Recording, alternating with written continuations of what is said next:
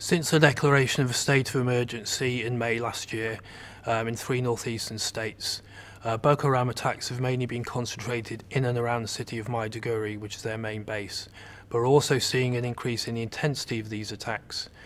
Around 2,000 people have been killed since the turn of the year, compared to 2,000 people in total in the previous 4 years. They're still continuing to attack security targets, including barracks, but there's also a focus on the indiscriminate killing of civilians, massacring their villages and burning them down. However, there's also evidence that Boko Haram is able to break out of its northeastern strongholds and attack major cities. There were 2 VBIED attacks in the federal capital Abuja, one just before the World Economic Forum, and another taking place in the central city of Jos that killed over 200 people at a market.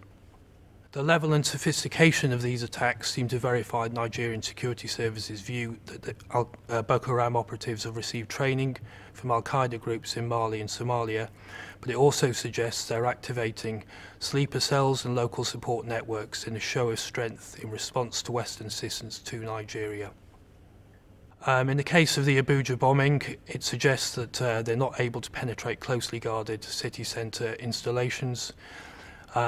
But it does suggest that further VBIED attacks are going to take place here and in other cities across the north where Boko Haram still has strong support networks. There's also a particular threat in the central city of Jos, because this is located in the middle belt where there's a fracture line between the mainly Muslim north and the majority Christian south. So Boko Haram has an interest in fomenting sectarian violence here in its bid to prove that Nigeria is ungovernable. Well, as Boko Haram's been expanding its range of operations, there's little evidence that Nigerian military is able to counteract them, despite a total defence budget of $5.8 million. Little of that money has been set aside for specific counter-terrorism training, and the army's been deliberately weakened over the years by central government since the restoration of democracy in 1999 to guard against coups. There's been a deliberately confused command structure which has compromised the battle against Boko Haram. In the last few weeks, Nigerian newspapers have been reporting, which has been denied by the military, that generals and other senior army officers have been found guilty in courts-martial of supplying arms and information to Boko Haram.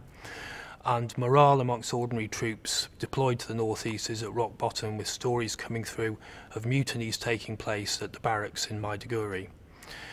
In the wake of Western assistance following the kidnapping of the Chibok schoolgirls, President Jonathan declared total war on Boko Haram, but there's very little to suggest that the Nigerian military is capable of carrying out this threat. Western assistance has made headlines, but it's been very limited so far, confined mostly to intelligence gathering, reconnaissance and surveillance operations.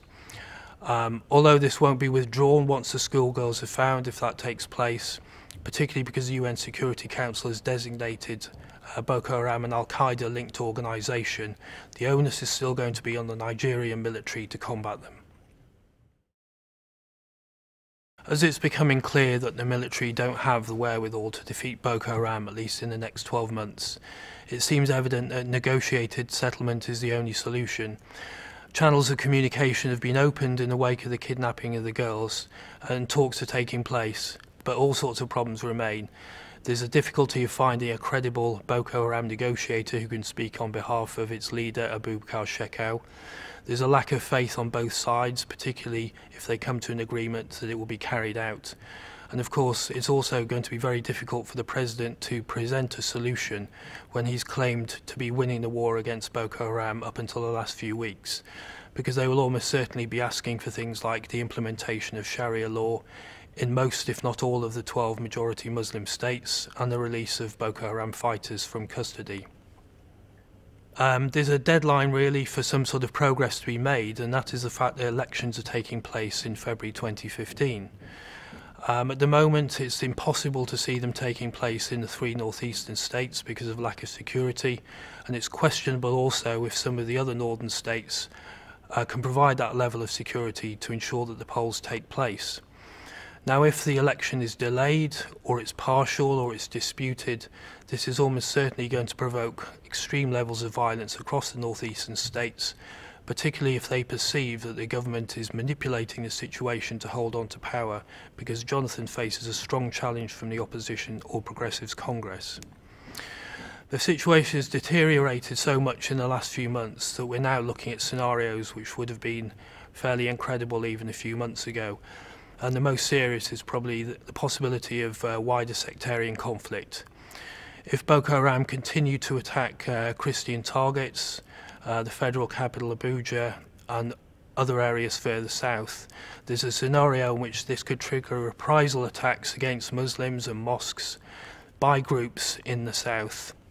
The structures for this already exist. There are a number of militant groups based in the Niger Delta, from where Jonathan hails, such as the Movement for the Emancipation of the Niger Delta. There are other ethnic militia groups as well, and we could see self-defense groups springing up along the lines of the civilian JTF that's been combating Boko Haram in the northeast.